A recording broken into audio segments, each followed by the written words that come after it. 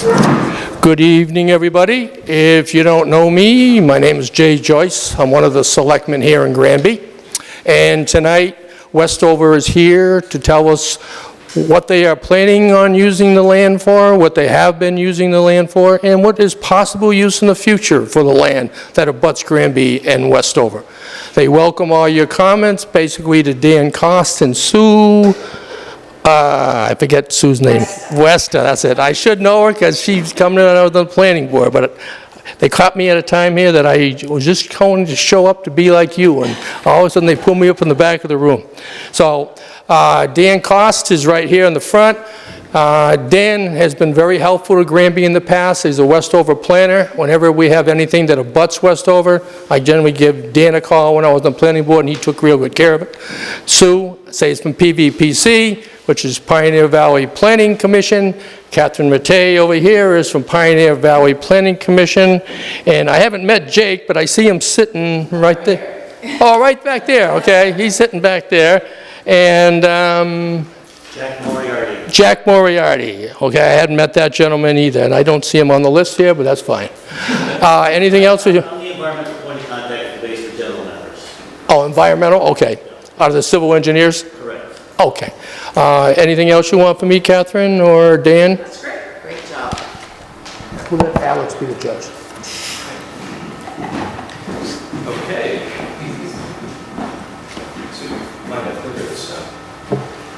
Hi, my name is Dan Cost. I'm the planner. I'm a planner with the Westover Air Reserve Base, and I work with the 439th Air Wing. Jack, I work with Jack over here, and Jack is the environmental flight chief. You have a couple of those there? In all the compliance matters regarding. Thank you. I'm the base point of contact for the environmental matters concerning drinking water, air quality, stormwater, wastewater, those sorts of things. Noise also comes under my area, of which this is part of what we're doing here, and ACUs and the joint land use study. So if there's any questions about anything else going on the base you have, give me a buzz. Thanks. I'm in the book. I want to just ask some people real quickly, if anybody, just raise your hand if anybody's familiar with a joint land use study. Okay, and if anybody else is familiar with a survey that went around for 24-hour air operations. Okay, survey went out last year, and it was a Pioneer Valley Planning Commission put out the survey, and it got quite a few responses. Got about 300 people responding to it. And what I'm going to talk about in this portion real quickly is a little bit about that survey. And that survey covers impressions of the base. It covers some questions about JLUIS and Westover Airport, and also covers questions about general impressions and things like that. So we'll quickly go through it. Like I said, there were 300 responses, and some of the big takeaways that we had on the survey was the economic effect on the area of Westover and the surrounding areas, and so there was a lot of focus on that. We had people responding to the survey from Chicopee, South Hadley, and Granby, and Ludlow, the abutting towns, as well as other towns in the Pioneer Valley, such as East Hampton, Amherst, Belchertown, and of course Holyoke and Springfield, which also abuts the base. So a tiny little sliver. Jake will show you a map of that a little later. And the reviews of Westover operations was a part of the survey, again, there was a focus on jobs and safety and political importance, and just a general feeling of the base being a part of the community as it has been since the 1940s. And that was a very interesting thing. People have very good opinions about the base because it's an anchor for the area. It's as much a part of the area as it is anything else around here. So that was very interesting to see. So we had a meeting, a steering committee meeting at Pioneer Valley Planning Commission. This was with the local town planners and other stakeholders such as the airport and the base. Since that meeting in March of 2018 when we reviewed the survey, there were tours of the base with community planners from the towns. We actually brought them on the base, took tours of the flight line and the hangars, took them all around the perimeter, kind of tried to give them a good idea of what exactly it is that we do at Westover and what our operations are like.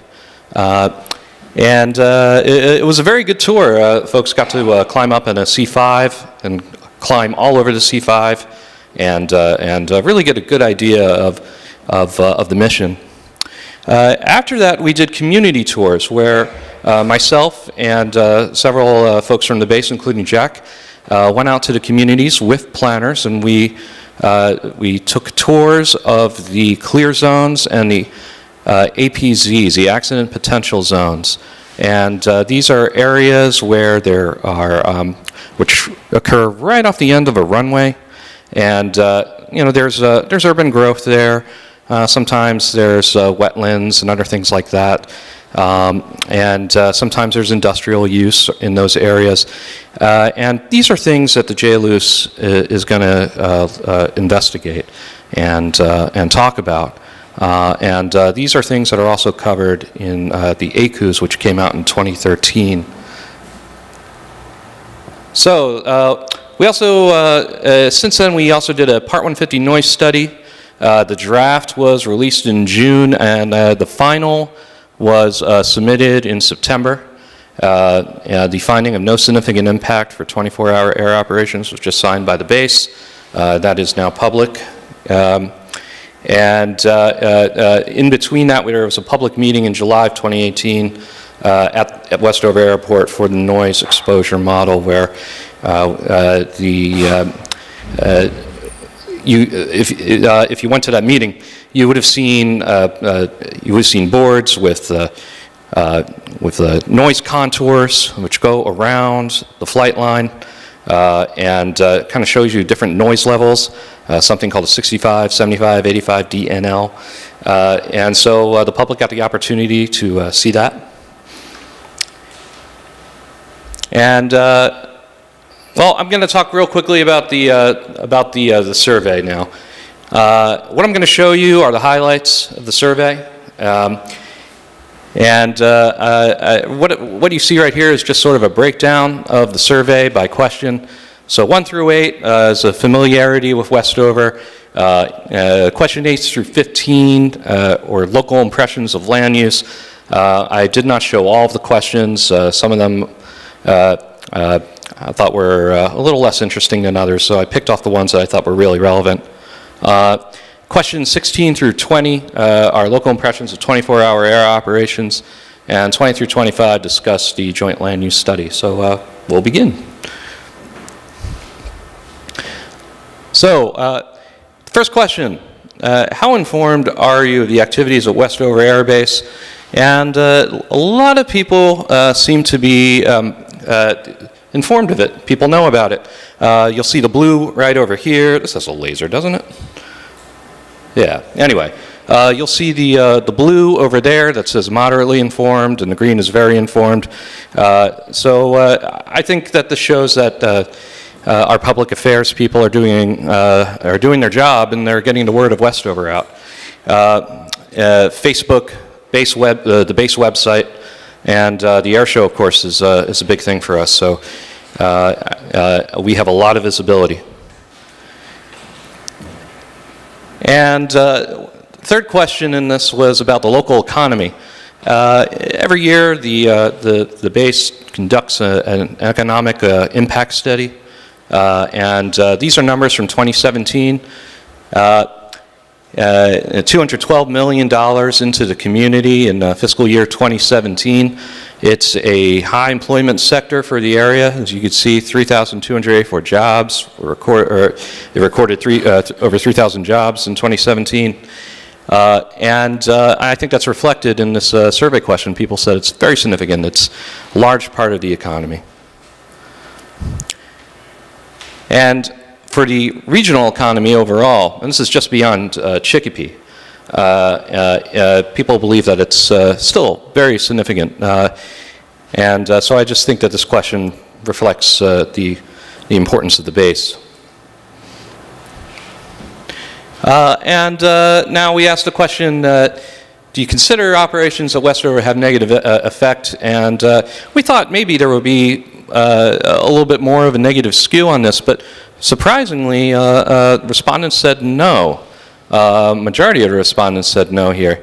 I think that this is a pretty good indication of people's support for the base as well. So, further question in that section asked you to elaborate on positive effects at Westover. So the yellow highlights that you see here are ones that kind of kept coming up over and over and over again that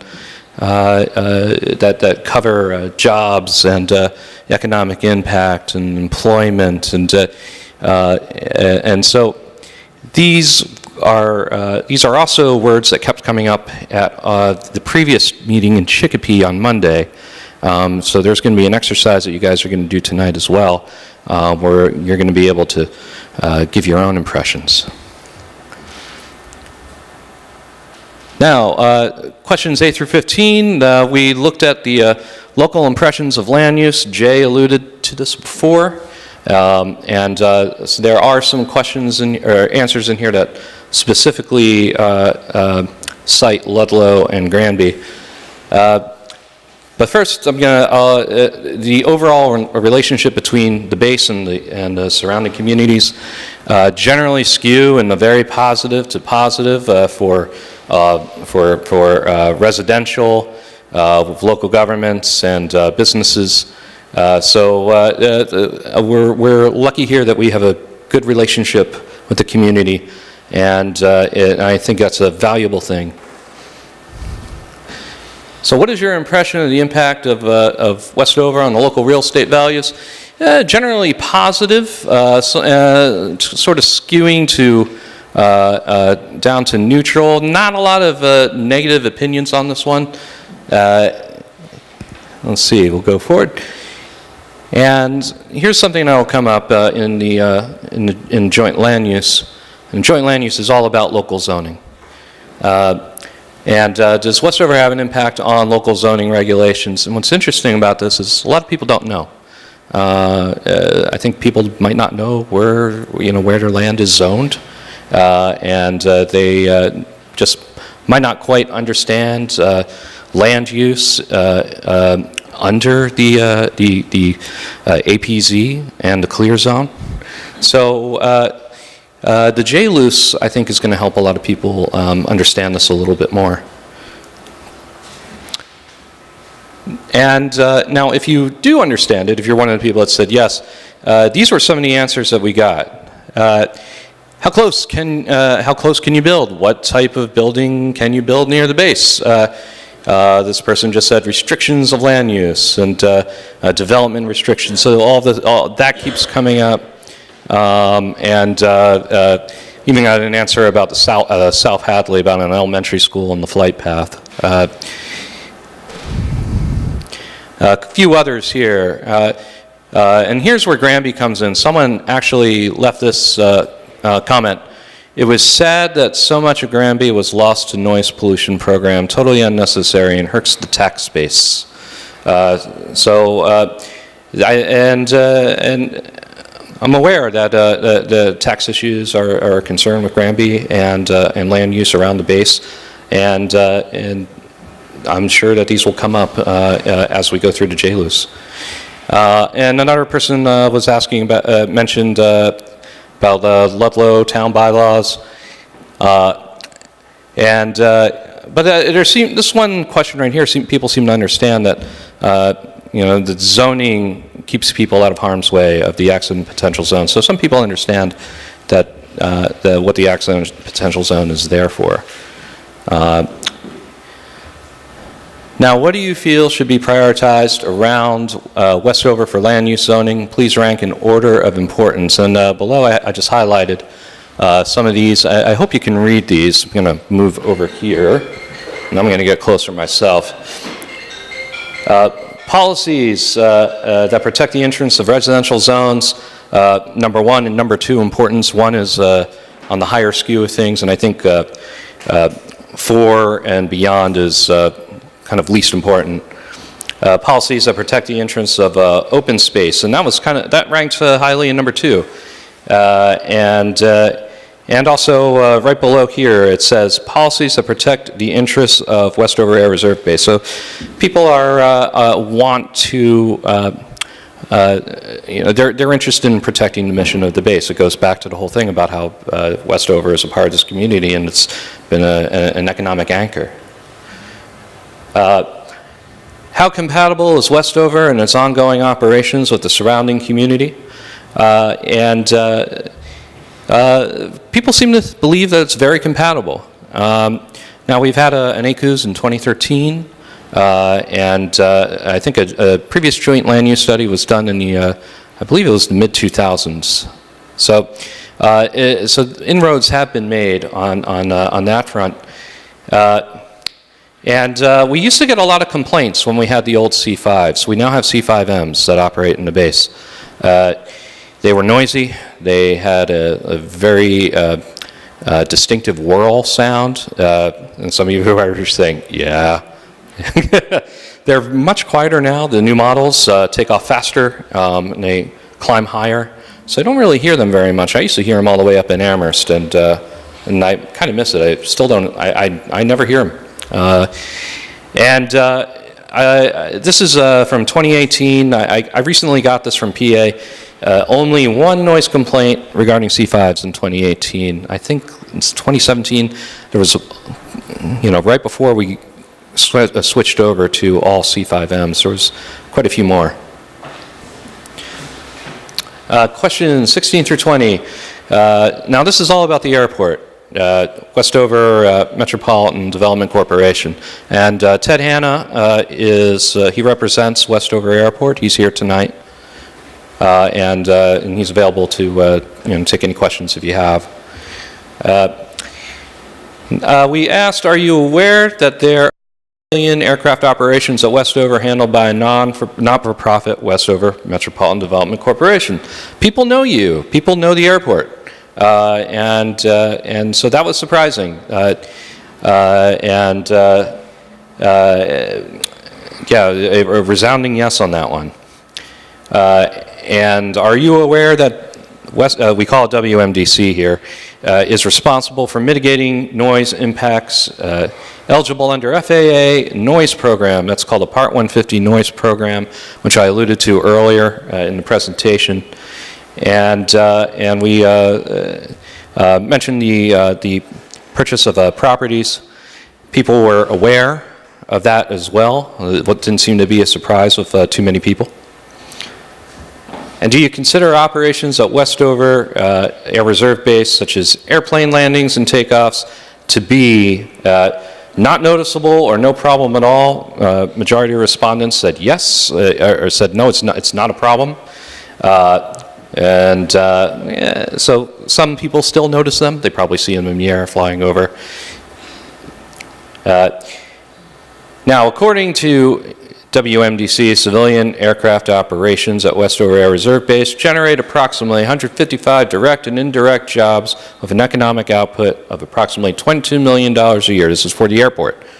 An opportunity exists for WMDC to increase economic activity and output by allowing limited 6 to 8 flights of aircraft operations between the hours of 11 p.m. and 7 a.m. We thought that we were going to get a lot of negative feedback on this one. Interestingly, people seem to be comfortable with those that answered this question. So that was very surprising. and it might be because people view the airport also as economically tied to the area and its importance.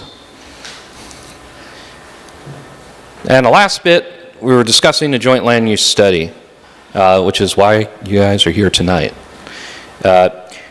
What are the most important aspects of the JLUIS process? That's joint land use study. These highlights here are numbers I found pretty interesting. The first one is, I think the number 1 is most important, number 7 is least important. Public education seemed to be an interesting one. It was kind of even across the board nearly. Advancing economic development efforts, there's jobs and economic development again. 25% answered that one. The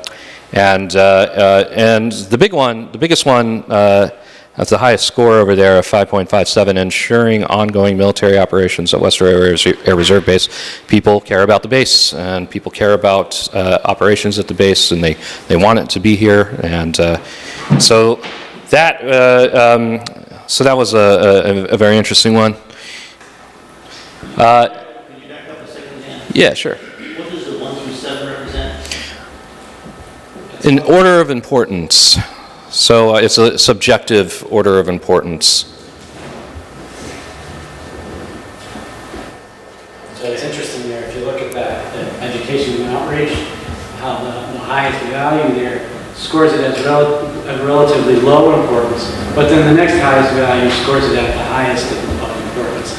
So it's important that when you look at that, you don't only focus on the highlighted number 6 value, because that shows that information, the disbursement of information is not important, because the second highest value is ranked at number 1, at making it the most important. So it's definitely worth kind of scrolling over the range of those numbers to kind of understand kind of the values that are being presented there.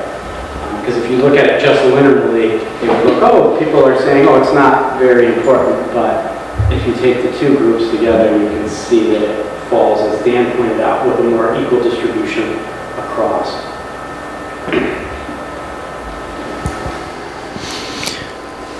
In question 21, we're almost through. I think it goes up to question 25. Please list the 3 issues that you consider to be the most important for the JLUIS to address. Some of these are repeating answers. Noise, jobs again, ensuring ongoing military operations, and property values kept coming up here as well. And developing outreach programs that bring Westover and local residents together. And we also realize that this is a place where we struggle. Part of the JLUIS here is is an opportunity for the towns to give their input and have a dialogue. Now, these are some of the negative ones. I just thought I'd share them. I like the one that says cargo planes are loud and scary and ominous, and my family are fearful of them. Yeah, they do fly low. They look like big turkeys when they fly in the air, as my wife likes to call them. And they're really awkward looking. But we've actually seen those in noise complaints back when we had the older models of the C-17s. Here's one right here that refers to you guys. The loss of the neighborhood. Granby has given the loss of the neighborhood in Granby has given Granby a financial hit, and this comes back to the tax base question that Jay was bringing up earlier. Let's see. These are a couple more positive ones. We love the new C5 engines. Like I said earlier, the planes are much quieter. We've had less noise complaints. This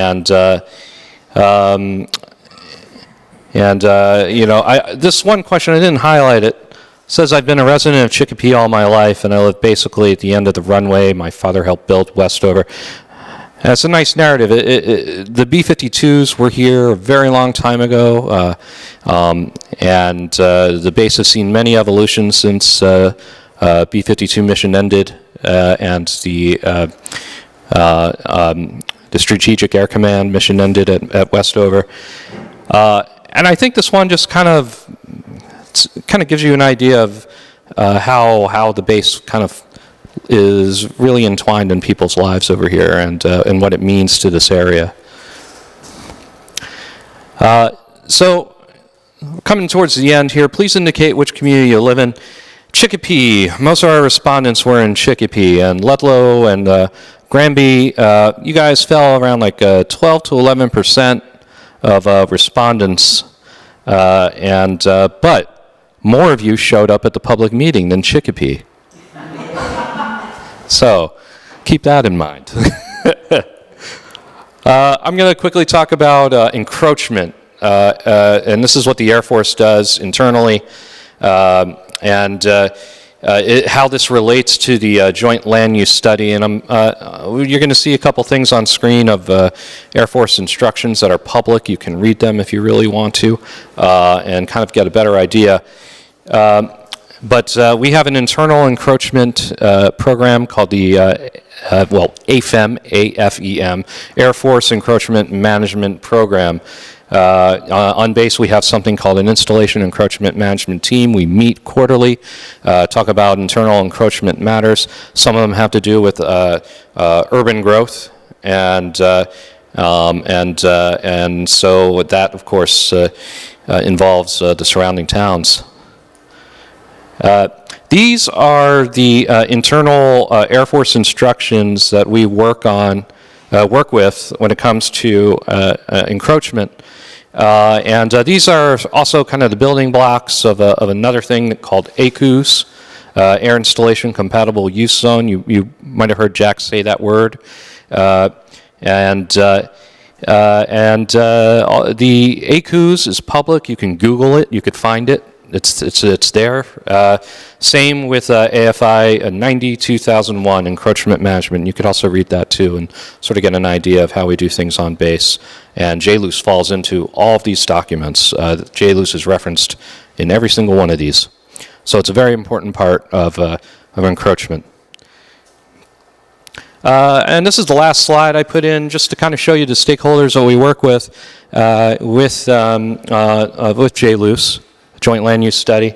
Everything from water to the city planners, and of course with the base, and then even transportation and utility companies, all these school districts even, and Native American tribes. We have a program where we do Native American outreach as far as encroachment goes. So all of these kind of fall into the encroachment world. And just kind of show you that the Air Force does take this approach. Okay, questions? Yes? I live on Sherwood Drive, and the place over there is a disaster. Okay. The houses were bought out. They put up back fences. The land doesn't get mowed. Property value is cut. My mortgage has increased. I owe more on my home than it's valued at. And I'm stuck because I can't sell it. Yeah. Who's gonna buy it? And I think you talk about, I'm her sister.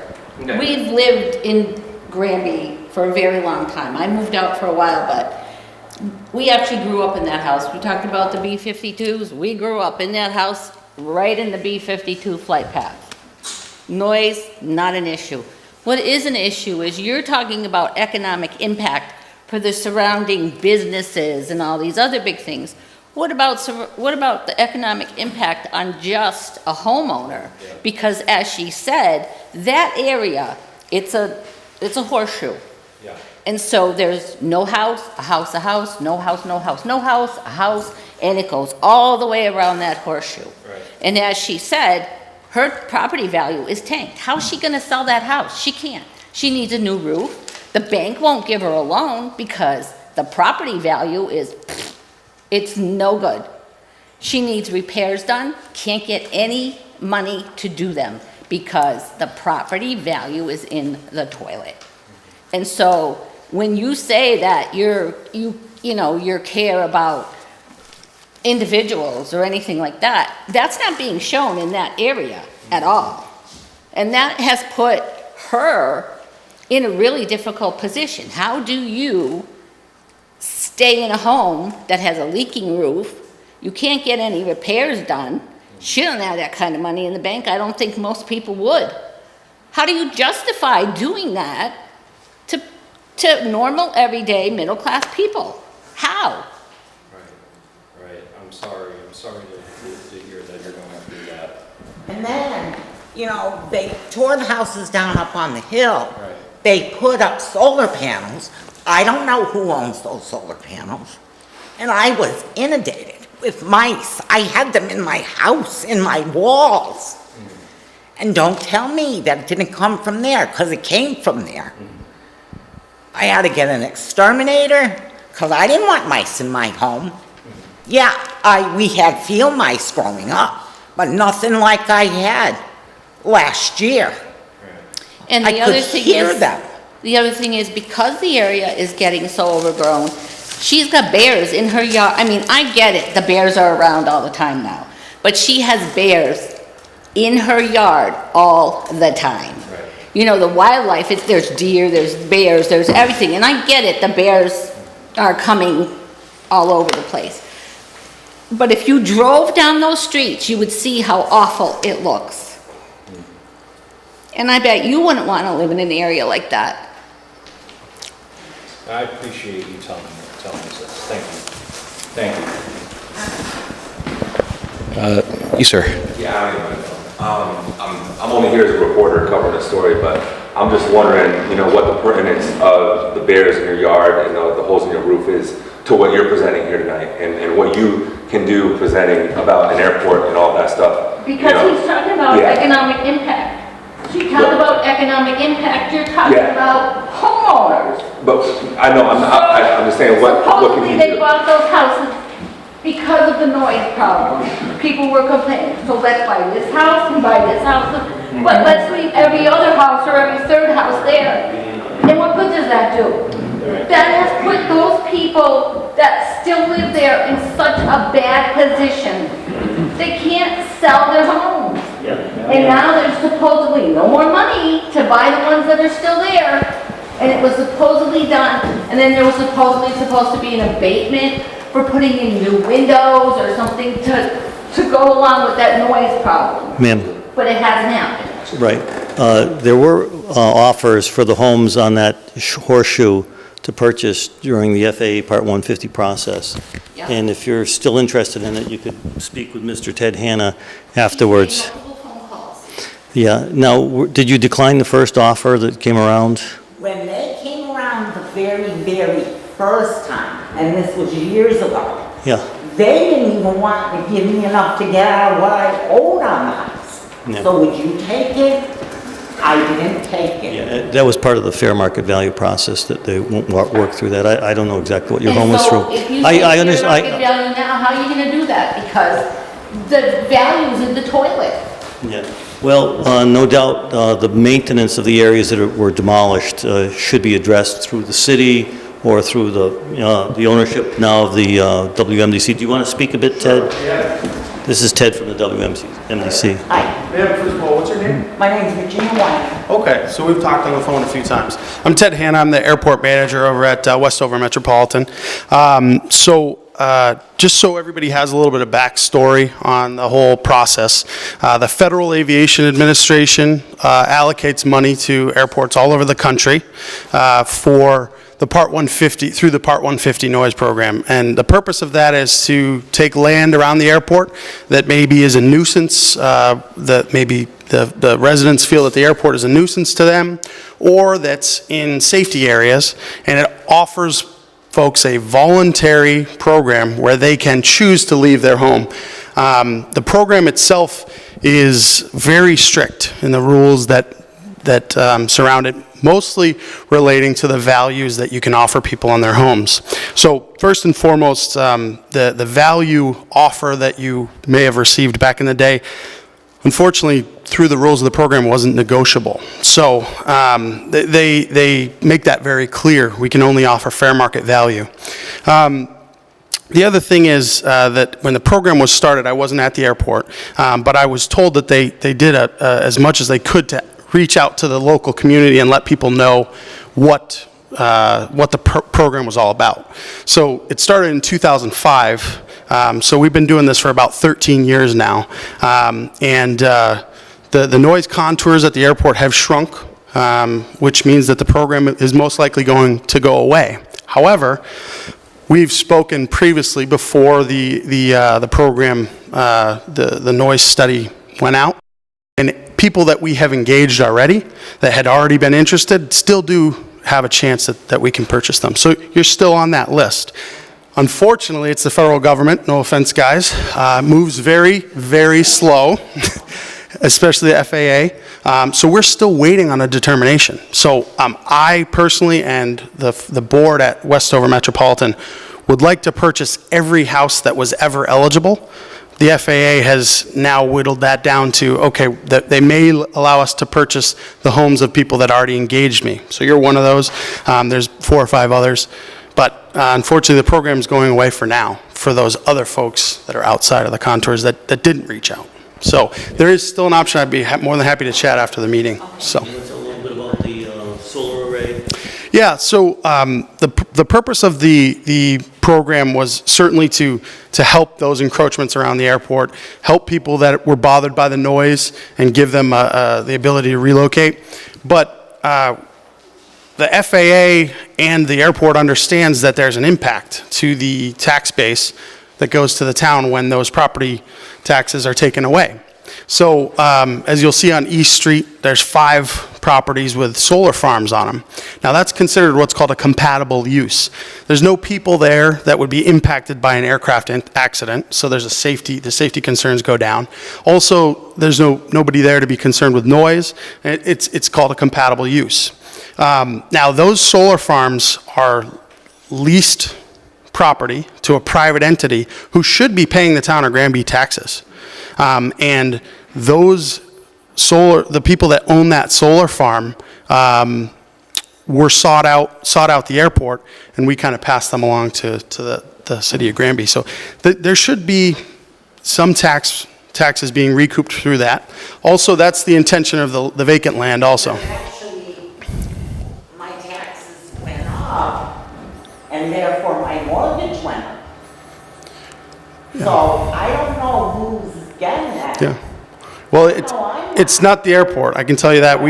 We actually, even if we sold the property to Apple to build a warehouse or something, we wouldn't get any money. It goes right back to the FAA. So there's no benefit to me to other than to get taxes back for Granby. So. I understand Granby doesn't get tax money from that because you're a nonprofit or something like that, and they can't tax the property that Westover Development owns. Yeah. So I understand Granby's not getting tax money for that, so. Yeah, so Westover is not in control of that property, so that's... They're leasing it. They're leasing it to the solar farm. Right, So they right. own it. So I understand Granby's not getting tax money from it. They might be getting the benefit Sure. from the solar, but they're not getting tax dollars. Well, that's news to me, and That's what I heard. that company that owns those solar farms should be paying taxes. They should at least be paying. But they're on leasing the it, they don't own the improvements. property, so how can we tax them if You know about they that? don't own it? Thanks, Ted.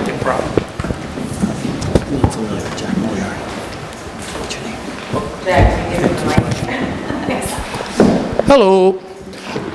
J Joyce here again. As far as the company that leases the land from the Westover Metropolitan District Commission, which maintains the land for the federal government, correct? Okay. The lease, Granby gets tax revenue for There's solar equipment, not for the land. So what you got to do is, like when you have a house, say if you have a 2,000-foot footprint, that is what the tax base is based upon, like 10 cents per square foot. I'm not an assessor, I'm just picking that out. But on the Kearsarge, they have 9-inch, I believe it is, footings for the stanchions for the solar.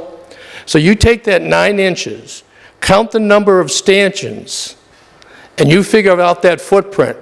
That is all Granby gets for taxes from Kearsarge. That is all. The land itself is owned by the federal government. When the federal government owns any land, the municipality gets 0 tax money. Now, if the state owned the land, the state would pay taxes to the municipality.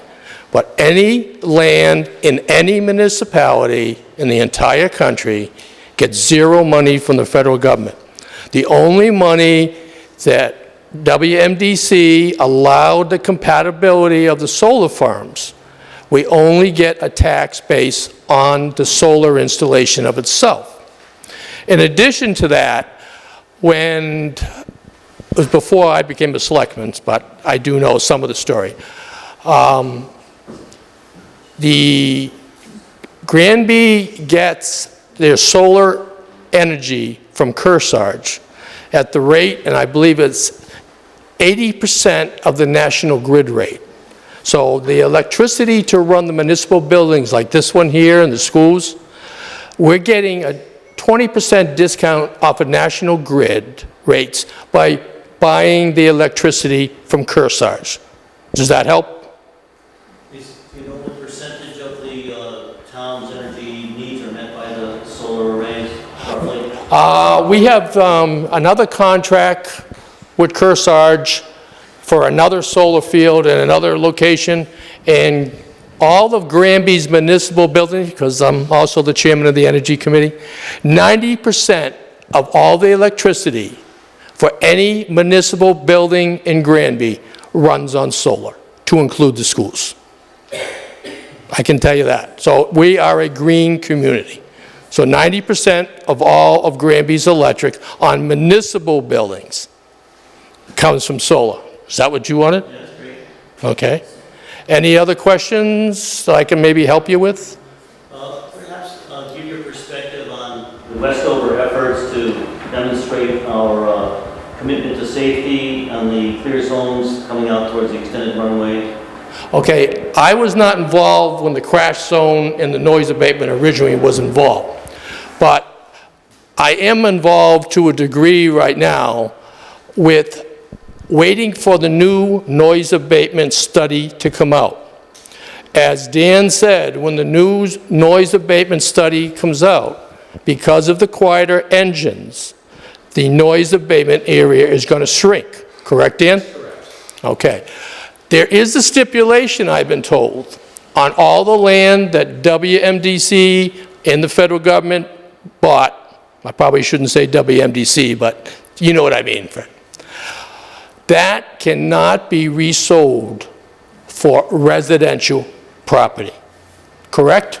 Correct. So the only thing that we could look for in the future is some type of mixed zoning or business zoning for industrial park on the land that is no longer considered in the noise abatement, correct?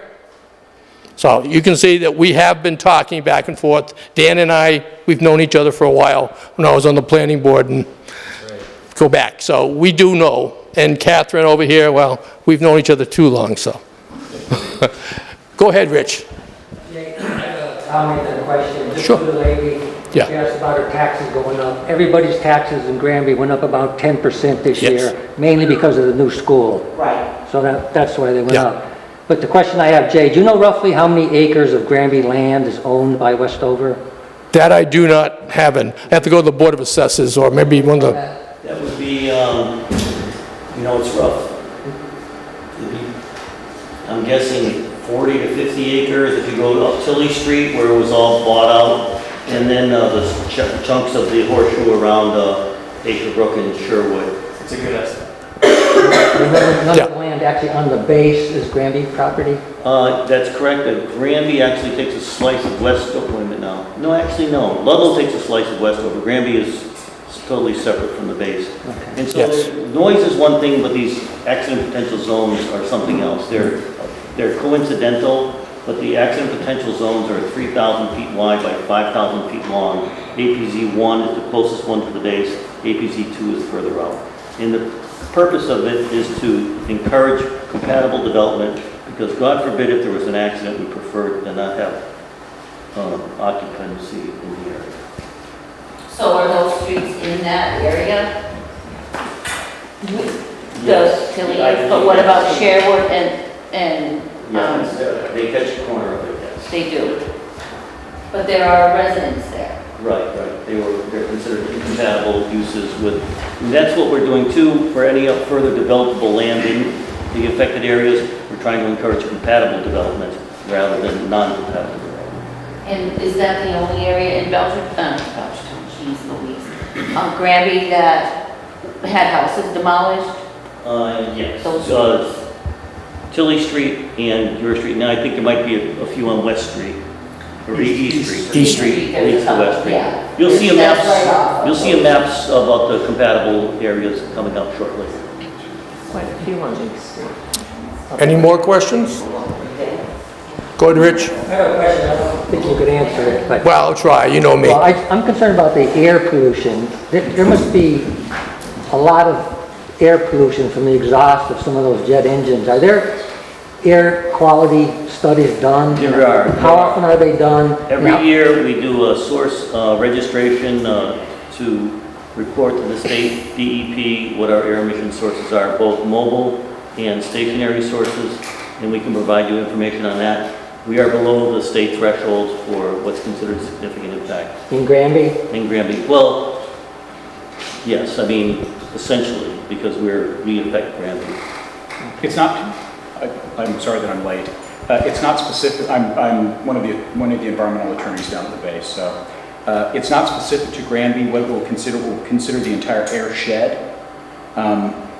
You think about a watershed, all of the streams that flow into a larger river and things like that. It's hard to break up an air shed because air goes back and forth. And so what Jack's talking about is that we measure that and then compare that to the overall air area, and we're below what the thresholds that are set by the state. And you check it every year?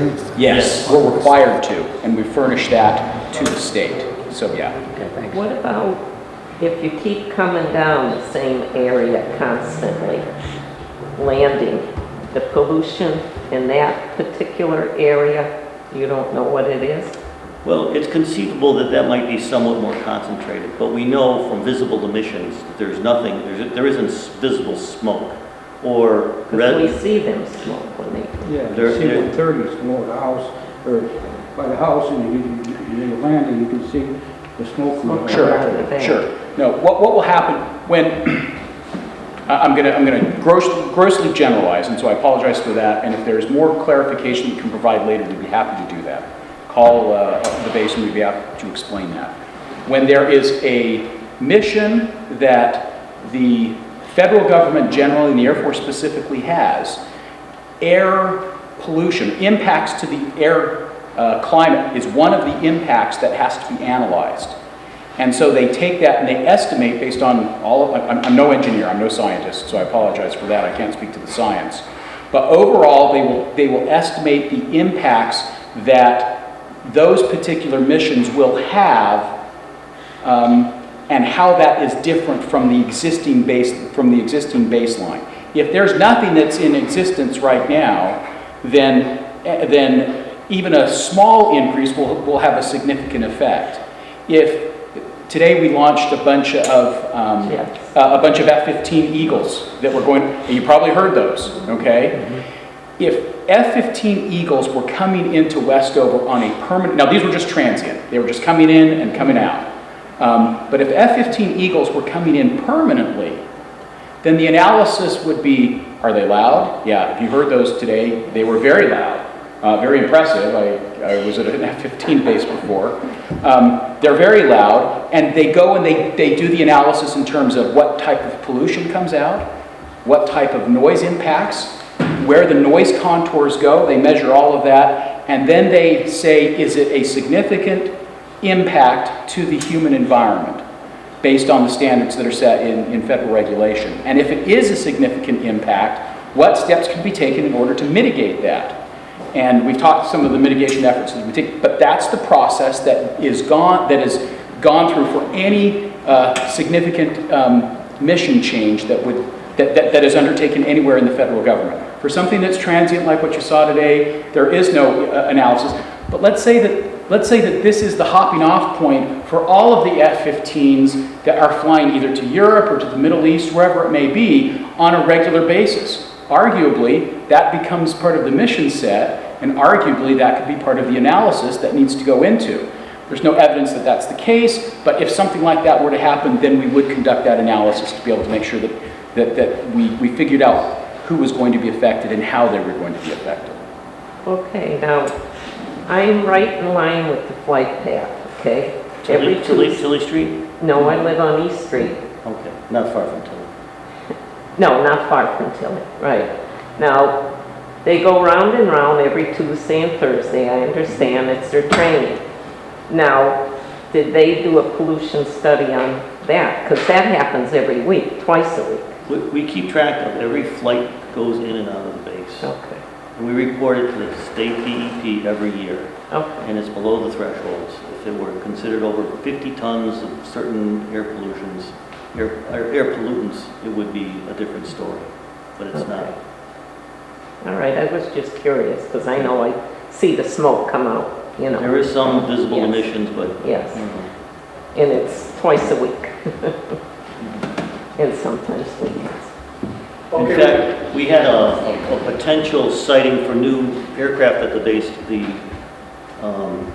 KC-46s, and so we did a complete environmental impact statement, and that's available. And that'll really, if you're really interested in the air impacts of what that would be, we can show you that too.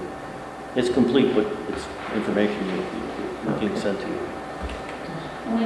When you do those pollution studies, how large an area is that? I mean, is it miles? Is it? Well, the principal impact is noise from the aircraft. The principal environmental impact, as we know and what people care about. And it's done, it accounts for the number and type of aircraft that generate a certain amount of noise. It's a known quantity, and they overlay it onto the ground. And we know now, even if we were to have the KC-46s, the noise would be bumped out a small amount from what we currently have.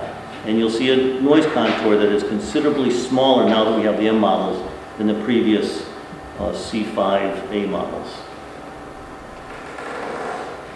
Okay, I think we have to start moving along to Pioneer Valley Planning Commission is next. Oh, okay. But before we do that, I just want to explain one thing.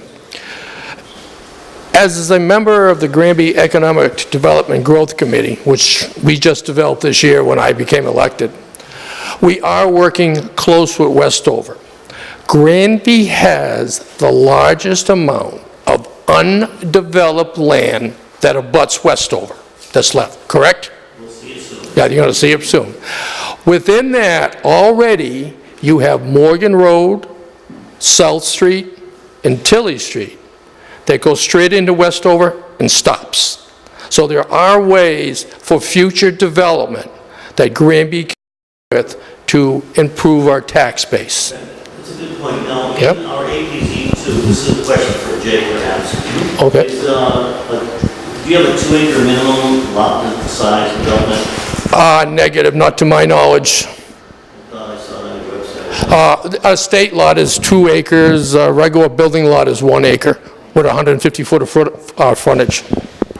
Residential. Yeah, residential. And the question for Jay is, would one resident per 2-acre lot be compatible with APZ2? With APZ2, yes, I believe so. Yeah, so there's a chunk of land that is developable in your town that may be okay with a more generous, border.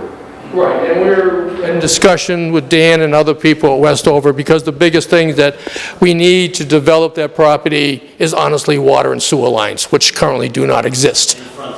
And frontage, that's correct. And there's only a limited amount of frontage. Right, but if we use Tilly Street, Morgan Road, and South Street, we can get farther back and have more of that as far as go. So I wanted to mention that. Thank you, sir. Excuse me, you're saying Tilly Street, that's level. Right, we can still access Granby land from it. You can still access Ludlow and Granby land from Tilly Street if you drive all the way back there. That's what I'm saying, it's access to undeveloped. Okay. There's access to undeveloped. So that doesn't hold true for Sherwood and Acrebrook? Well, that's considered residential at this point in time, if you look at the map.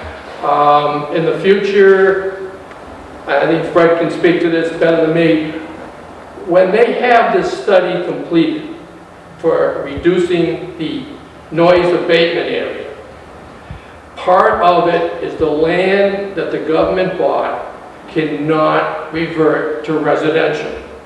So Granby is going to have to look at all of those areas and rezone them probably to mixed residential.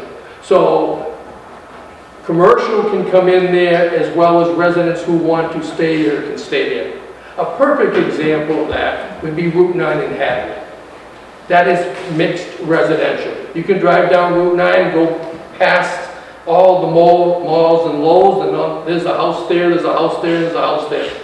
I mean, that could happen. It is possible, and I'm not saying it is, if this is rezoned to mixed, and businesses want to come in to feed off of Westover, because Westover leads a lot of stuff. I mean, look at Ludlow, look at Chicopee. There is potential for Granby that the land that is undeveloped now could go up in value, correct? Potentially. Well, hello everyone. My name is Jacob Dolinger. I'm the GIS analyst for the Pioneer Valley Planning Commission. Can you give your name again? Jacob Dolinger, the GIS analyst for the Pioneer Valley Planning Commission. And I'm going to speak with you guys a little bit tonight about the GIS data that was gathered for this project, the different avenues with which we pursued that data, and some of the analysis that we did with that data, and then additionally some of the ways that we've made that data available to you all. And it seems clear that that's a good thing, because there seem to be a lot of questions around the land use and kind of the spatial layout of things. So we'll be able to really dig into that at this point. I'm going to briefly go over the ACE-COOS compatibility analysis that I did that determines whether or not the land use that's currently occurring on the ground in one of the either clear zones, APZ1 or APZ2 zones, whether or not that land use is currently compatible based off of the existing criteria. But Susan is really going to get into kind of talking about the results of the analysis. I'm just going to kind of explain to you how it was done so you can have an understanding of that when she's talking to you about the results. So first I'll start. Oh, does this not work? Oh, I see. There we go. First I'll talk with you a little bit about the data acquisition, kind of where we gathered all this data from. We gathered it from many different sources. We got data from local government. We got data from existing databases that PVPC had. We got data from the state, from the Massachusetts Office of Geospatial Information. We got data from the FAA, as well as from the U.S. Department of Defense via Westover Air Force Base, or Westover Reserve Air Base. And I do want to tip my hat to John Moriarty for his excellent help that he provided me in gathering this data. His connections are vast and they facilitate results. Also, Christina Gusek, who is not here, who works at Westover Air Reserve Base, she also provided me with some data and was very helpful in that. We, to this date, have gathered over 46 different GIS data sets for the JLOS and have made all of those data sets available to all the municipalities, planners, and the general public via a data viewer and download portal that I will show you shortly.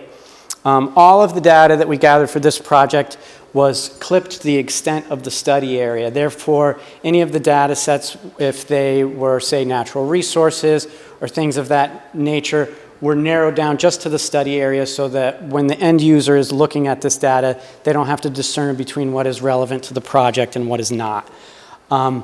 All of the data, as I said, is available through the data viewer and download portal, and at that download portal you can download the information in KML, which is keyhole mapping language, which is, to just kind of boil that down to layman's terms, it's data that you could display on Google Maps or Google Earth at your own leisure. You can also download it in shapefile format, which is data that you can use in more complex geospatial analyses programs.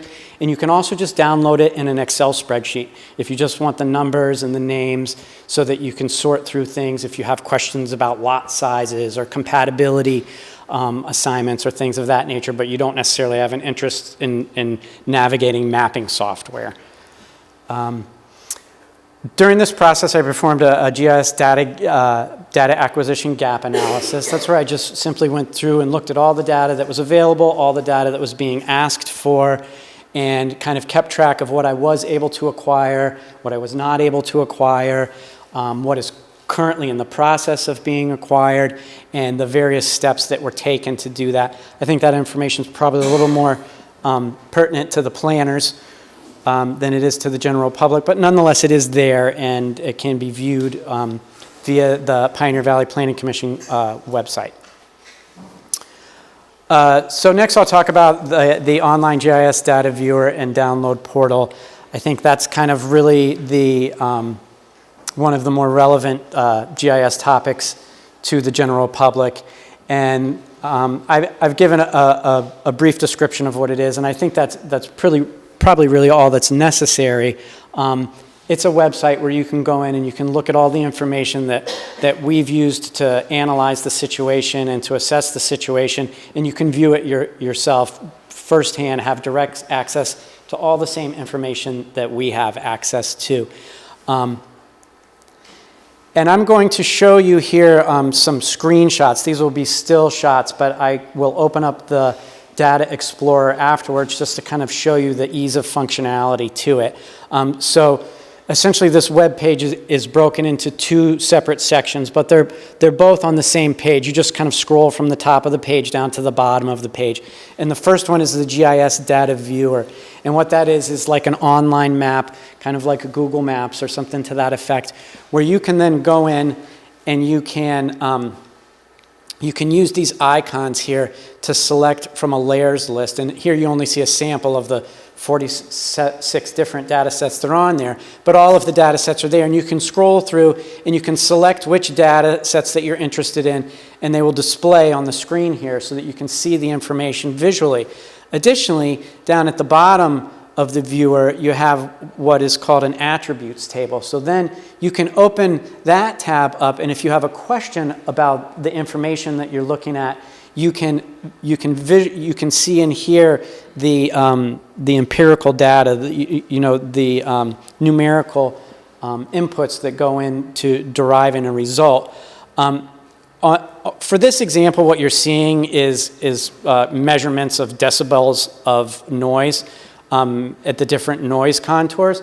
I think that this application is kind of more useful to the general public when we start to talk about land use compatibility, because what we've done is we've gone through and we've analyzed all of the tax parcels that are within any of the APZ zones. We've assigned their compatibility, but inside that information, we've also appended all of the inputs that went in. So you can look at a tax parcel on here, and let's see if I'm, yeah, I'll have to. You can look at a tax parcel on here, and you can see, oh, it's not compatible. And you can click on that tax parcel, and then you can go in and you can look and see why. Well, did it fall within this category? Did it fall within that category?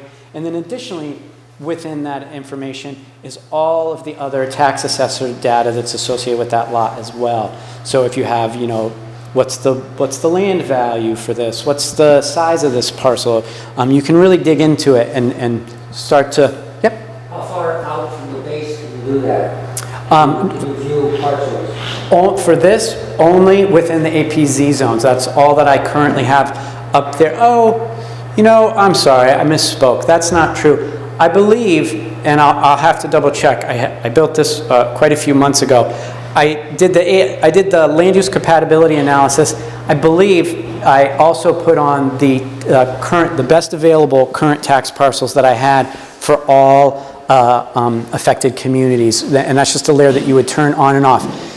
But I would note that if you are looking at those are just regular tax parcel data sets, so you wouldn't see any sort of analysis for APZ compatibility, because if the tax parcel is not within one of the APZ zones, there was no reason to perform the analysis. How far do these zones go out from the base? My question, like, if this lady wanted to see her property. Oh, you'll be able to see it on the map shortly. Yeah, it's coming right up. I'll show you. Jake, just to clarify, that is the tax data as of that point in time, right? Point in time. Best available at that point in time. It's not updated as... Not most current, although for, I think most municipalities, it is up to date, at least in terms of what is available at the state level. So while the municipalities, their individual assessors have, you know, up-to-date tax records for the current fiscal year, sometimes the mapping of those is a couple years back. It's not old. It's not fluid, yeah. Look at 12 months from now, it's not going to be updated. Right, correct. It's not going to be updated 12 months from now, correct, yes.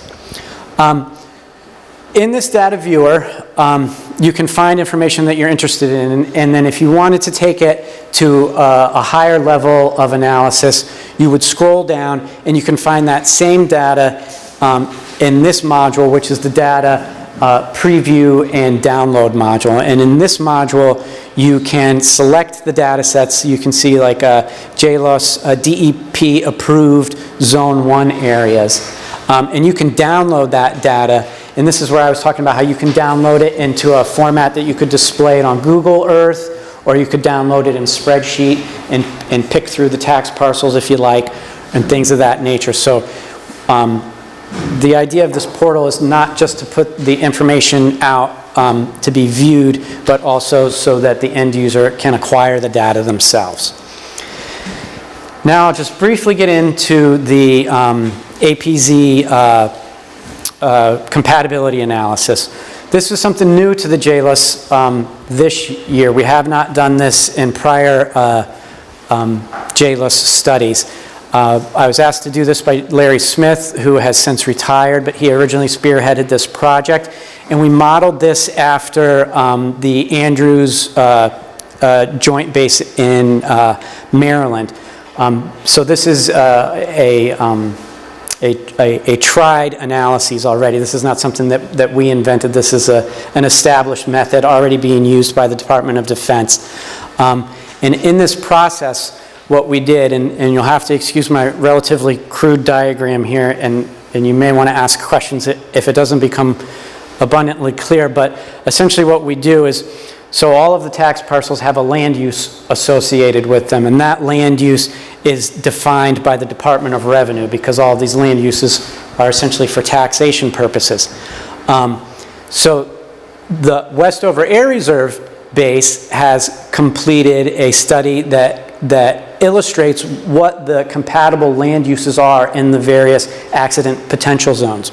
So what we did, or what I did, is I took the land use codes that exist within the tax parcels, and I compared them to the land use descriptions that are in the Westover Air Reserve base compatibility document, and I aligned the land use descriptions that exist there with the land use descriptions that exist within the Department of Revenue. And so then I was able to assign each tax parcel based off of its Department of Revenue land use code a corresponding parallel land use description here in the APZ compatibility table. And then, as easy as that, you can then determine whether or not a parcel is compatible or not compatible. And then I simply map the results so that the public and the planners can look at the results and draw inferences and hopefully move forward. So that's kind of this little circle that I drew here. And the reason I did that is because it's a bit of a circular process. It's not quite linear.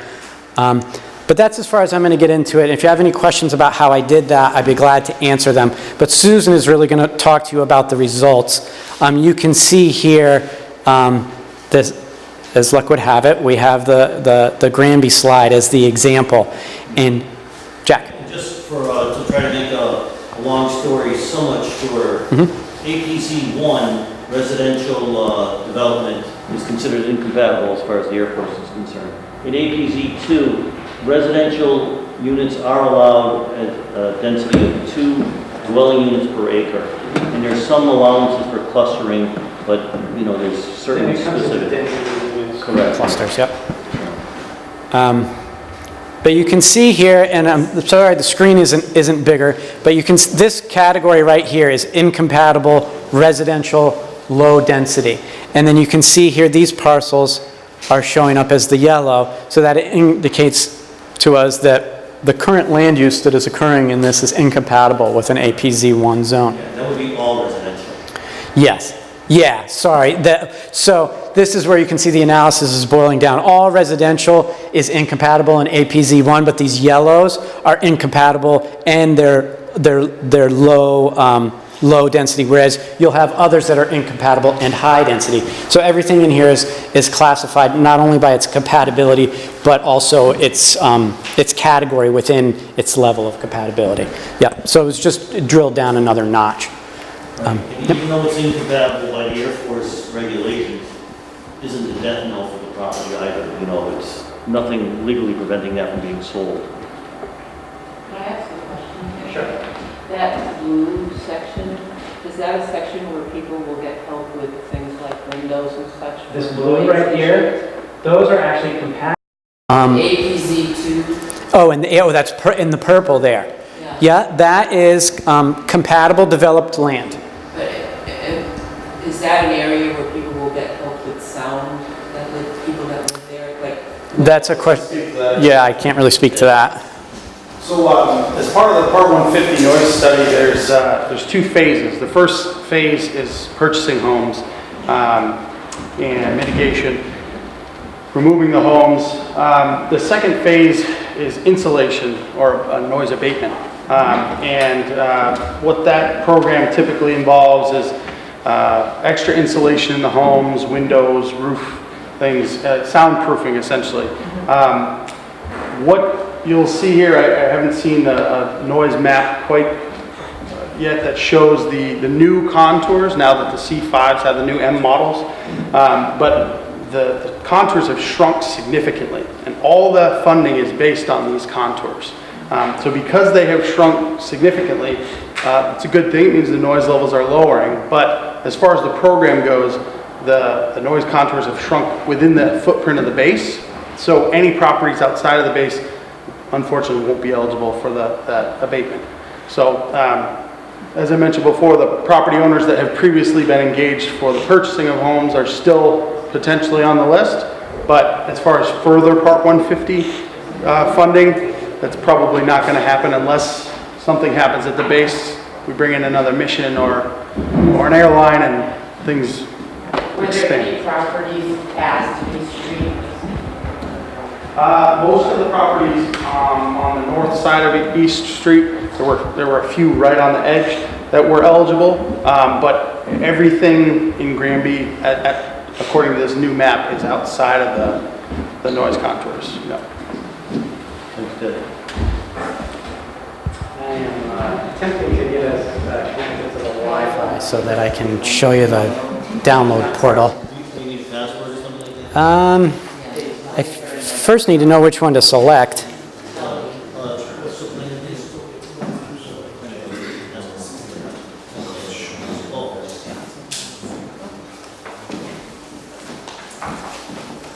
It's on its way up to you. Should be this. Oh, okay. Which one is it though? Is it the?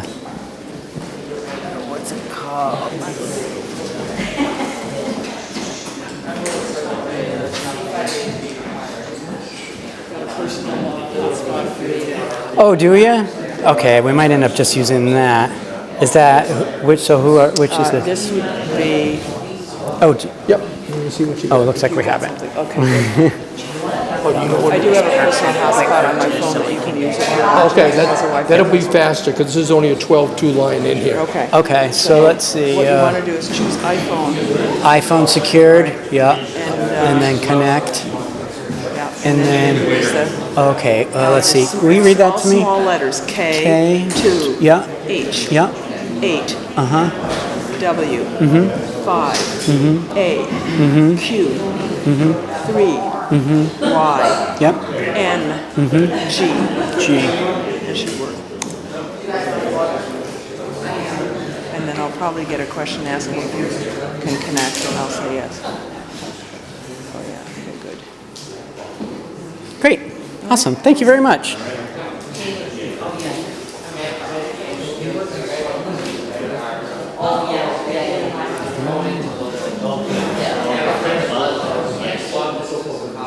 Come on now.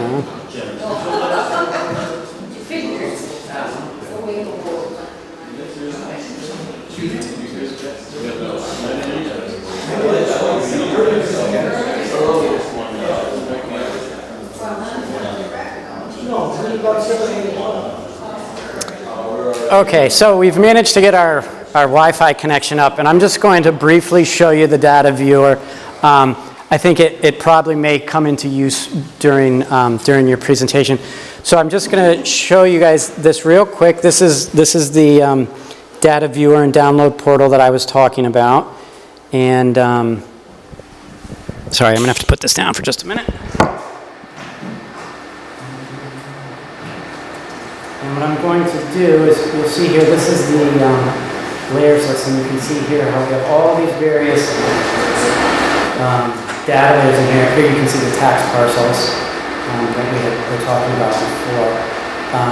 You can see these are the old noise contours. Jake, excuse me, is the outer purple band the 65 decibel DNL level? This one right here? Yeah, the historic one? Yes, that is, yeah. Okay. That's kind of the key threshold. And then what I'm going to do here is I'm just going to turn on the APZs on this.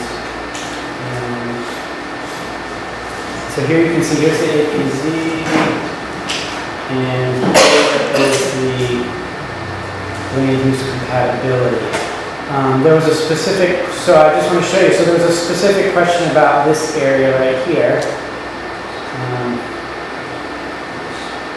So just to show you the functionality of how this works, you can zoom right in to any area that you have a question about. You can say if we're curious about these parcels in here, we can click on these parcels, and within here, we can scroll down and we can see that, is it ACE compatible? No. How is it classified as incompatible? It's incompatible, residential, low density. And then you can see here kind of my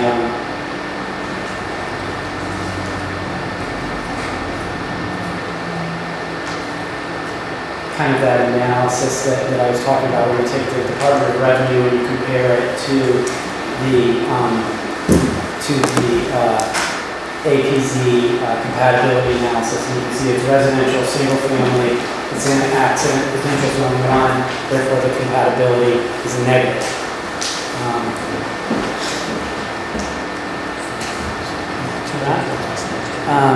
If I had more time, I could go through it and show you quite a bit of data that we have in here and explore it all. But the idea is that you all can do this at home at your leisure. And I don't know if you all saw me navigate to this, but this is just right on the Pioneer Valley Planning Commission website. And so you can just type in www.pvpc.org and you'll get to our website, and it won't take you long. What do you put on after you get to the website? That's the critical thing. Yeah, so it won't, I'll go back on here now. Let's see. If you just type in JLoose or Westover into the search engine, or more specifically, you can just go straight to the measuring tab, go to the maps online, and that's also under planning, isn't it? is it? I'm not sure. Yeah, down at the bottom. Oh, yeah, and there it is down there too. You don't have to sign in or anything like that. You do not have to sign in. It's completely open to the public. You don't have to sign in to view it. You don't have to sign in to download anything. It's all public information. It can be accessed by going to our website.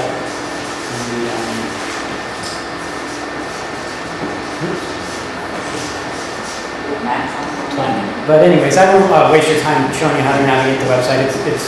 It's really pretty straightforward. And then that will take you to this website. And so then I'll just show you. So say you found something that you're interested here in this data, and you wanted the spreadsheets of it so that you could copy and paste the addresses and the compatibilities and the land values and send them to your friends so that they could start thinking about this themselves. You would just come down here to the download portal, and in this screen it will show you a brief kind of overview of the data that you may be interested in. Just so happens this would be the data that we'd be interested in. It's the first one that comes up. You click on the data set. Again we'll show you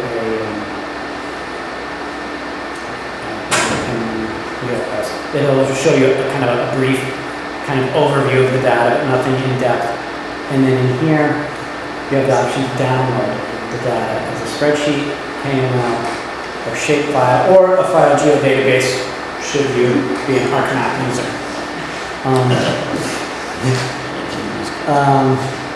And then it will also give you some suggestions in the download portal as well. It will give you other data sets that are potentially related to what you're interested in, which is going to be more or less all of them, but nonetheless, it will kind of look at what you're interested in and try to draw parallels between the other data sets and give you suggestions. And then again, at the bottom of this web page is all manner of contact information. Should you have additional questions about what you're seeing, you can contact myself, Susan, and Daniel via the links that are provided here. And then there's additional kind of organization information down at the bottom. Oh, I'm sorry, yeah. Just one more thing, folks, if you do go to this website, the noise contours that are listed on there are not current noise contours. Yep. Those contours are the ones that have shrunk. Yep. We talked about potentially updating that. They have. So Stantec has updated the contours. It was just on Monday that I was made aware that they're available. I'm in the process of bringing them in, processing them, and putting them up online. Once I have them up online, they will be listed as the contours. These will still be there, but they'll be listed as old contours. But the environmental assessment study that includes all that information about the contours is already on our website. And I think with that, unless there are any other questions kind of about the tech aspect of it, I'm going to turn over the floor to Susan. Great. I'm going to try and Oh, yes. I'm trying to do this quickly because we want to make sure that, I should probably use this, that we have more time to hear from you again before the end of the meeting. But before I forget, I want to make sure that you know that tonight's presentations, as well as other information besides this GIS information, is available on the PVPC webpage, the JLUS page. So if you're looking for this information, you'll see links to other information up there as well. Okay, so now we're going to look more specifically at each of the communities and all these things we've been talking about in terms of these APZ zones. And I'm not sure, do we have Chicopee coming up first? Do you want to start with Chicopee? We can start. That's fine. We can start with Granby. Whatever you got there. Let's start with Granby. Okay, start with Granby. And you've seen this already. Jake referred to it. I think I'll come over here. There we go. And just to review quickly this key here, because that helps you to understand it, the top categories are all considered compatible land uses. And so this purple is compatible developed land. You can see a lot of that is in the APZ APZ2 in Granby. These tan areas are considered either vacant or bare ground or water. So those are areas that might be forest land, they might be agricultural land, other things like that in Granby. And then the dark blue are properties that are owned by Westover. So these dark blue areas in the APZ1 are the areas that were already purchased within those neighborhoods that you were discussing earlier. In these bottom categories are all the incompatible uses. The red is incompatible commercial, the light blue is incompatible institutional, and then those yellows are varying densities of residential development that are considered incompatible, whether they be lower density, such as those highlighted in the APZ1, or higher density down to the orange. And the density, the extent of its incompatibility is different in the APZ1 and the APZ2 because the APZ2 is less of a concern in relationship to the air base. As you get closer to the end of the runway, it's going to be more of a concern for the communities. And so you can see again the lots that are still considered incompatible in that neighborhood, and then there is some more compatible land that might be forest land within that area as well. You want to go on to the next one? If you look at that acre brook a little bit more closely, In here? Yes. Yeah. That looks like it's about 1/4 picked up by the WMBC, but I think it's actually more than that. Yeah, it's missing a few properties. Okay. We'll have to get that information from you then to make sure we have it up to date. Okay, thanks. You think a few more of those? Okay. All right. We'll make a note of that, Jake. Ludlow, I suppose, would be the... Okay, Ludlow's next, yep.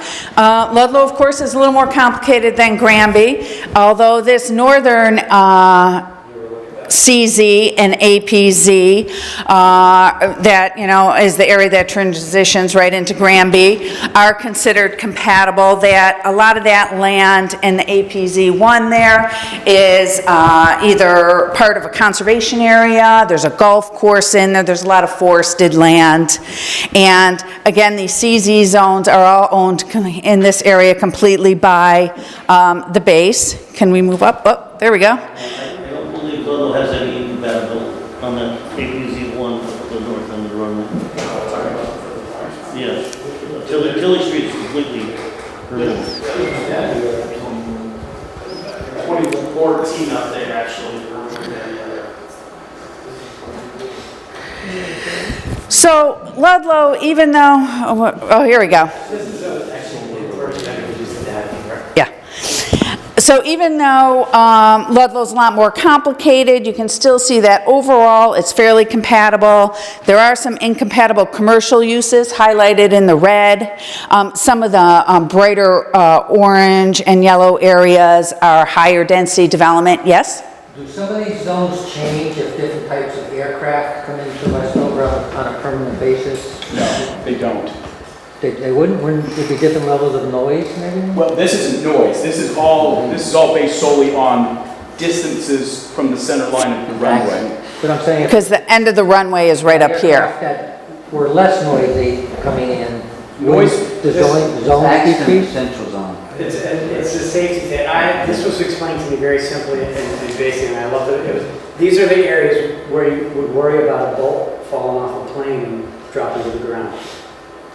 Plain and simple. Yeah, and when we had the noisier aircraft, it used to be coincidental with the APCs. Now it's much less so. Okay, so it is less now. The noise is, this is solely, this is purely based on safety. Yeah. Those are two separate issues. Right, separate issues. So one of the things that Ludlow has done in recent years is look at redevelopment of some of their mills and some of their downtown areas.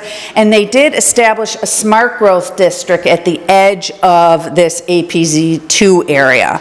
So that's an area where they would like to see a little bit higher density development than is currently allowed. Although it's not really a significant change, and the height of the buildings would be restricted to about 5 stories. That's still something, you know, that the base and the town will continue to discuss and to make sure, you know, that higher density is not pushed farther into the APZ. One really great thing that Ludlow did about 20 years ago was to establish aircraft flight overlay zones along these APZ, and they restrict specific uses in those areas. So those uses that are restricted are uses that promote a higher concentration of people, things like concert venues, churches, schools, daycare centers, and they had to get special dispensation from the state in order to prohibit those uses within this area. But they did that, and that's something that the base might want to talk to some of the other towns about considering as well. Emphasize that it was under Chapter 48, Section 3, Master General Law. Zoning cannot restrict nonprofit education institutions, churches, agricultural uses over 2 acres if they make $1,000 per year in gross revenue, or 5 acres in total. There's nonprofit education institutions, churches, and the definition of education institution in the case law is pretty broad. It's not just schools. Richard, you might want to introduce yourself. Yeah, Ludlow got special local legislation. Yeah, they petitioned for home rule and got it. They got it, but the legislature has to specifically do that. And I will tell you that nonprofit institutions are quite vociferous in opposition to those type of restrictions, because they consider it limits their opportunity for affordable housing and group homes and those type of uses. So in case you don't know Richard Harris, he's the planner with the town of South Hadley, so that's why he has all this knowledge. Should we move on to South Hadley or Chicopee, either one? Yeah, we haven't had those. And here's South Hadley. Again, overall, there aren't a lot of issues, but there are some small ones, some small commercial areas that are considered incompatible, some darker orange, higher density residential areas. And these blue areas are schools and churches that are within those zones. So those are considered incompatible. And South Hadley also adopted a smart growth district recently at the very edge of their APZ zone. It's an important redevelopment site, I think, for South Hadley, the site of an old Big Y Plaza, and they want to promote a little higher density in that area as well. I just know we had a third we were looking at, but it's in APZ 1 and 2. Oh, it is? Yeah. Is that the one around the newer Big Y? Yeah. Yes. Because you would like more village development in that area, right? Yeah. And you also mentioned that the town is interested in promoting more economic development along Route 202. So, you know, those again are conflicting areas that, you know, we just need to keep an eye on, and that's the importance of this process, the towns and the bases keeping this communication open. So are those compatible, the large areas with purples? Yes. They are. This is not. This is a school, right, Richard? That's Plains Elementary. And is that a school or church? Might be a church. Yeah. And what's interesting is you don't show up a nonprofit institution that's also educational. That's at the In that same area? It's on the corner of Lyman Terrace and Old Lyman Road. Nope. This one here? Lyman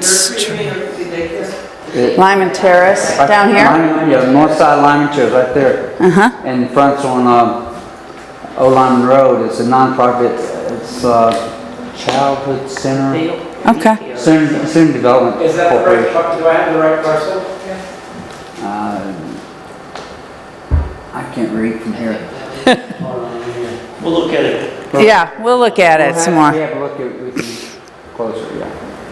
Okay. And that's APZ 2 there, right? I don't remember at this point. I think it is.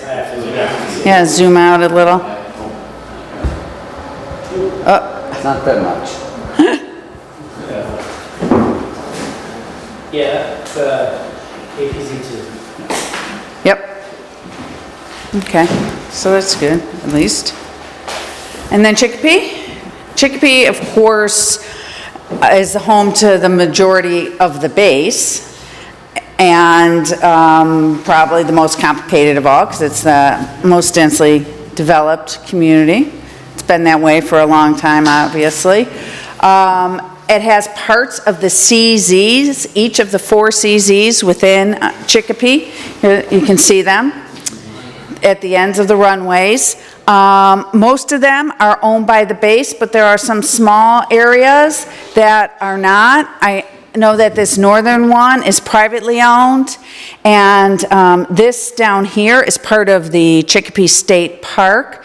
This is not an area where the people really congregate, except for that the park headquarters building is located there.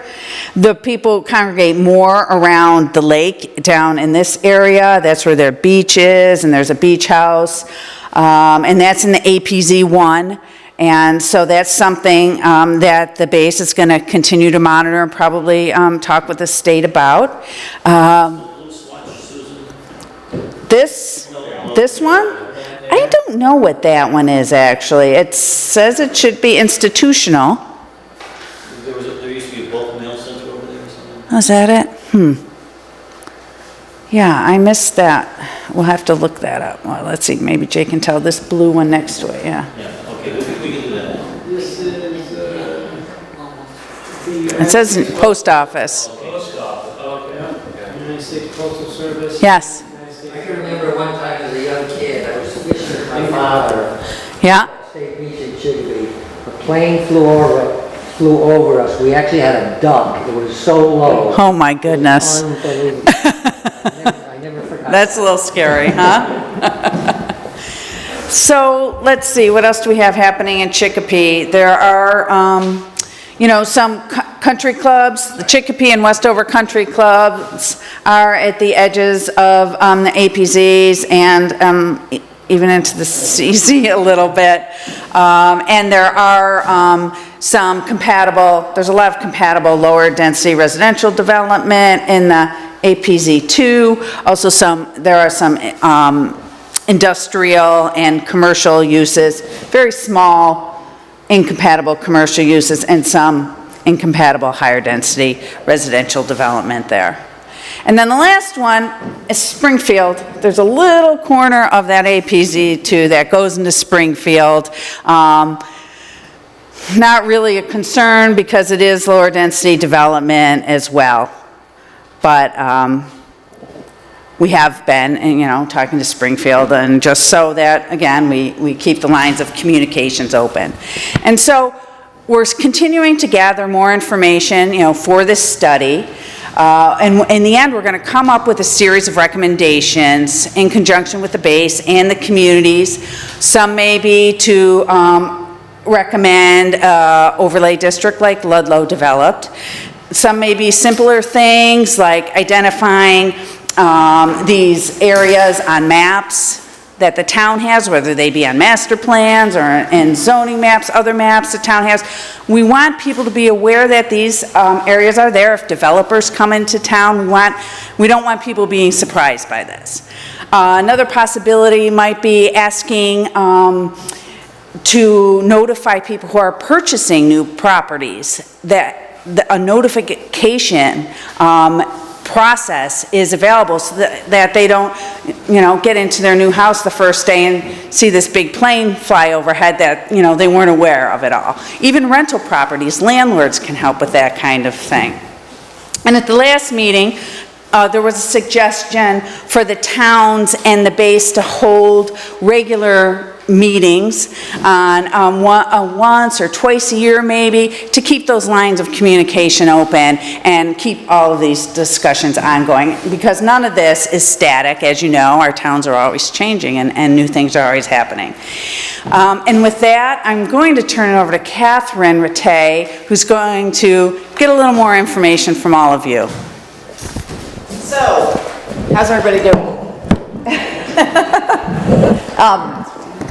I have a structured activity, but we only have 18 minutes left for your time, so I'm not going to take you through all that. I think I'm just going to give you a chance to talk, but the first thing I want to do just to get us started is think about one word that is how you feel about the Westover Air Force Base, and then just start yelling them out. Just think of one word and yell them out, and I'm going to write them down.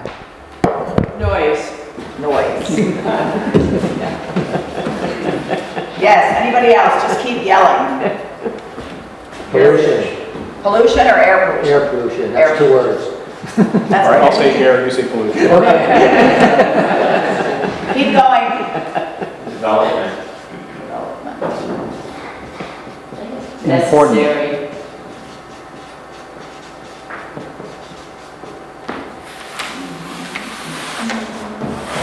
Keep going. Necessary. Okay, sorry, I heard that. And somebody else said important. Yeah, the same thing's necessary, I think. No, I want to hear them all, though. That's the whole point. It's a self-made word cloud. Well, certainly property values over time. Property. Anybody else yell something out? Your one word? Heritage. Heritage, thank you.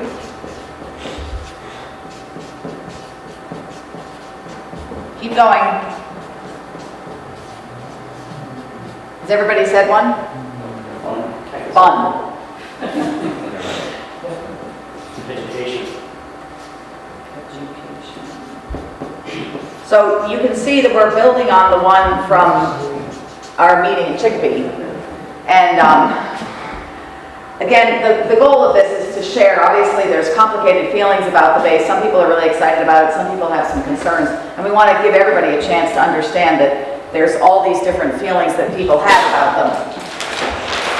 So I'm going to quickly, just in case anybody has any concerns about being public, just take a couple of these and then pass them on to your neighbor if they don't have one. And I'd like you to write down, if anybody needs a pen, I have some pens. I actually gave away too many packets, so you're going to have them handed on to you. And I'd like you to write up to three things that you think of on different, you can write them all in the same note or different notes. Anybody need a pen?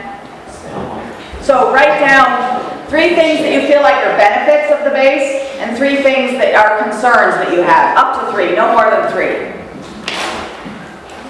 I just have a question, because Yes, you please. said you weren't going to lead us through an activity where our time is limited, and I think there's still questions I know I haven't. I just want to know if there's some more time for us to talk. Yeah, this will be quick. I want to make sure that everybody has a chance so we can capture all the concerns and benefits in case we don't get to them, in case the conversation goes on. So this way you're going to write them down, we're going to stick them up, and then we'll have them when we're doing the plan. In case some people aren't comfortable talking in front of other people. So I just want to make sure everybody has a chance to talk about it, to share benefits and concerns. I'm going to write them up here, and then we'll have, and then you can do the public. So if you're done, just tell me and I'll grab them. And I'll shuffle them up so people won't know who said them. We'll just take 2 more minutes to do that, so then you can have your opportunity to ask questions. Oh, sorry, I forgot the mic.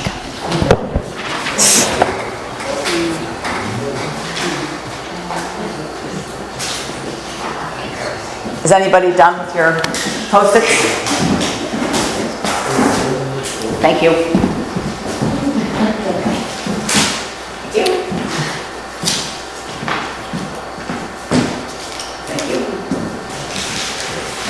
You guys do it or no? You didn't get the closest here, you can say good. Yeah. Anybody have any more? Or something? These are blank, need those, yeah. You have any that you wrote on? These are just blank. Did you guys get yours? Oh, okay. All right, so while I'm putting these up, why don't we hear your concern? Do you have a mic? Yes. This is just for the cable. It's not amplifying, but it's so that he can make sure he captures what you're saying. Go ahead. Thank you. My name is Joanna Brown. I live in South Hadley, and I'm old enough that I remember the B-52s dropping metal flak on our backyards in South Hadley. And we as kids had to go around and pick it up off the lawn. And my father was a World War II vet, so he knew it was to test radar jamming kind of things. We weren't told about it. We didn't know what was going on. Interestingly, that about 3 or 4 years ago, I was looking out my backyard, my kitchen window on Sharon Terrace, and all of a sudden I saw about half a dozen military people in black boots and black outfits swarming my backyard and running around crazily in the backyard. And I went out and I said, what is going on? And I was told, get back in your house. There's an incident going on. We can't talk about it. So I called the air base, and I had to call 3 or 4 different offices before I finally reached someone who said, yes, there was an incident. This is not a drill. And in fact, then all of a sudden, they found something that had dropped from a plane, and they told me, we found it, and it's all over, and you don't need to worry about it. But I live 3 or 4 years ago. And I live right next to a family that has 4 children. Those children could have been out in the backyard. They weren't at the time, but my next door neighbor with the children was looking out and saying, what is going on? So I just want to say, I do think the base is very important. I admire the military work and what goes on.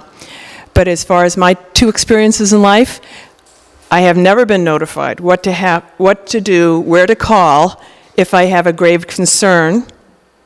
No one knocked on my door of my house to say why they were in my yard, and they were there for about half an hour. I had no idea if there was something dangerous. I didn't know if something could explode. Again, the neighbors to my side both came out and said, what is going on? I said, I don't know. So as a baseline, I am saying there has been no attempt to communicate with our communities to say, we value the base, here's a basic information.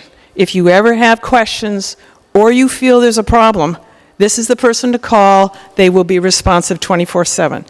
Also, I think that it is imperative that if something like this happens again, that someone knock on the doors of the people who are adjacent, where military people are running around your backyard, to say what is happening. It was terrifying. So let's put that right out there. Number 2, I really appreciate this meeting tonight. And I also have concerns. The study that had 300 people respond to it.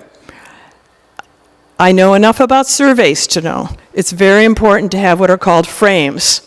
So you go to the local communities and you say, what's the percentage of male versus female? What's the percentage of people who are under 20, 30 to 40, 40 to 50, blah, blah, blah, blah. And then you attempt to reach a compatible group of people so that when you have data, you know that you're trying to draw data from the correct profile that matches the people. I'm not surprised that most of the respondents were from Chicopee.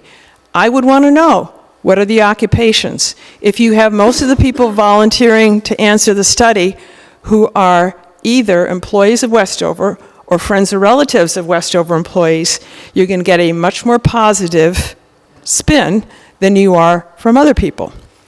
I also feel like, again, another frame would have been to specifically mail surveys to everyone within the A1, AZ1 or AZ2 areas, coded so that you knew which community, which zone they were from, so you can see how their responses varied, vis-a-vis just putting it out into the town reminder, the newspaper, saying, here's a survey, you can go to it.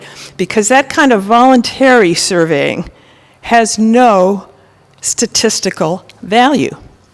You have to do it in a methodical way. You have to know what your frames are. You have to be able to say how clearly your responses match the demographic, age, employment status, etc. profiles of your communities. So I say this is wonderful, but it is step one.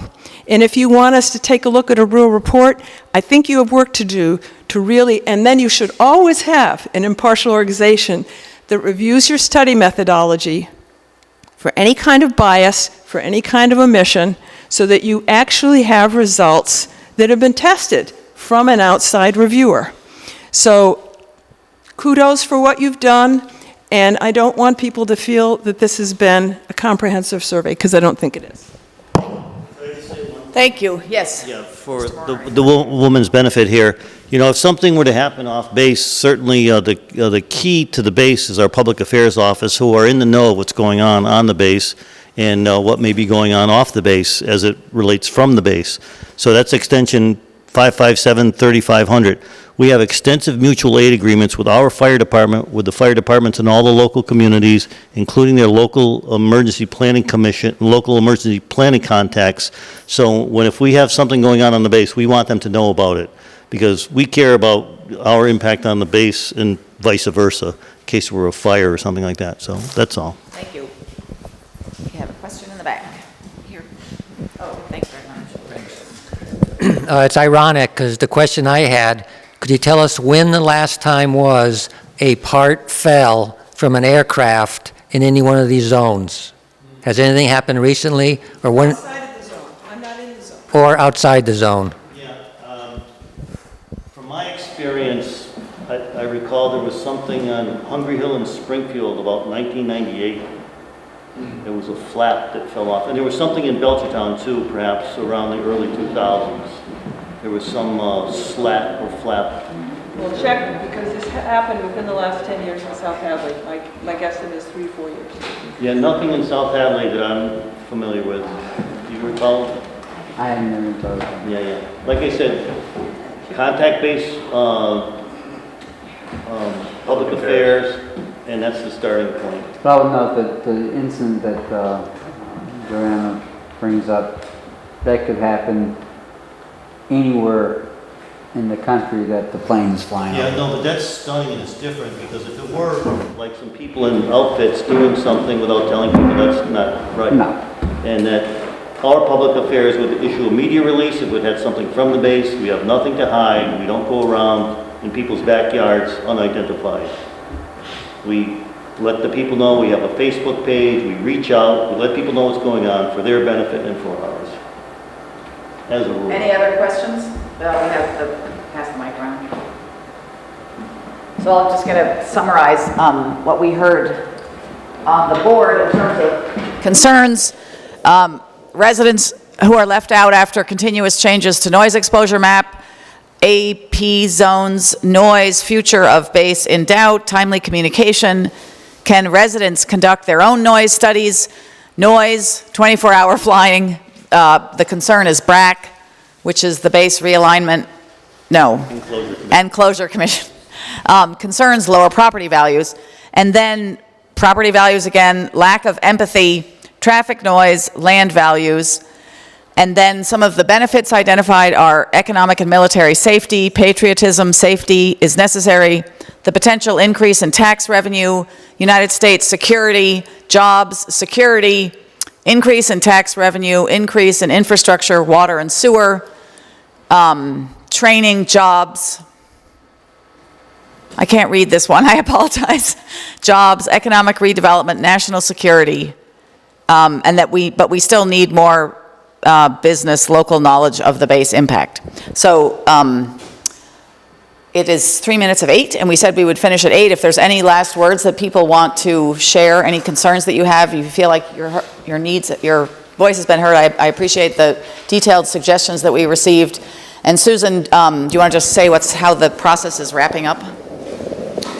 Yes, I already mentioned that we are going to be completing the study by the end of the year. We'll probably have another round of public meetings. I'll probably be in Ludlow and South Hadley because we did Chicopee and Granby this time. And please make sure to look at our website, pvpc.org, for more information and for more detailed information. And I think we're just going to have J Joyce do a final thank you. You wanted to say a couple words? See what it's like being a Granby selectman? You get volunteered for everything. I just show up to listen, and look, I get shanghaied. With that being said, I just want to let people know from our standpoint that Westover and Granby are very good neighbors. We've always got along fine. I've been on the planning board, now I'm on the select board and other committees, and we reach out to Westover quite a bit, particularly Dan, wherever over there, I reach out to a lot. And they do help us a lot, as far as that goes. And what Fred from the Westover Metropolitan District Commission, he actually has a Granby member on your board, John LeBera, and John keeps all of us informed on what's going with Fred. So there is two-way communication. And with Granby being such a small community, as we all know, we don't have a planner like South Hadley does or anything. So we use the Pioneer Valley Planning Commission as consultants. So these people here tonight really know Granby because, what do we have, about 4 or 5 different contracts with consultants for Pioneer Valley planning and everything else like that, just to come in and help us to do stuff, because we don't have the work or the money to hire people full-time, and these people really do help us. That's really all I got to say, because I didn't plan on saying anything, but become a selectman and see what happens. Grab some cookies on the way out.